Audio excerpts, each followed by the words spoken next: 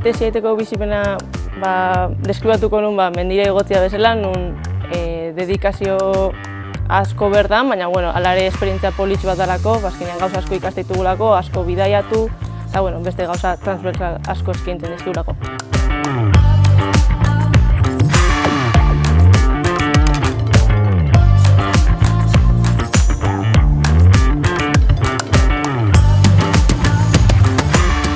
Con mis aitas siempre he hablado que al final esto es una carrera de fondo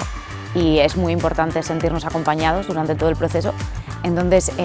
creo que poder estar con otros compañeros que ya no solo te explican sus temáticas que te pueden parecer más o menos interesantes, que pueden tener mayor o menor relación con lo tuyo, sino que te dicen cuál es su experiencia, cómo la viven ellos, cómo afrontan ellos los mismos problemas que tú estás teniendo en el día a día.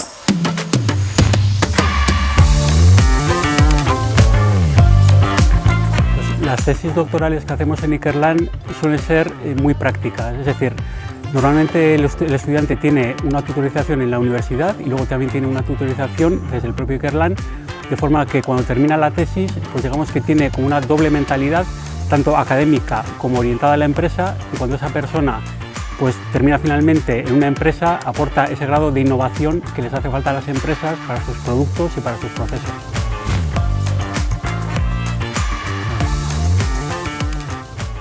Tesi bizi, agendari erreparatuta,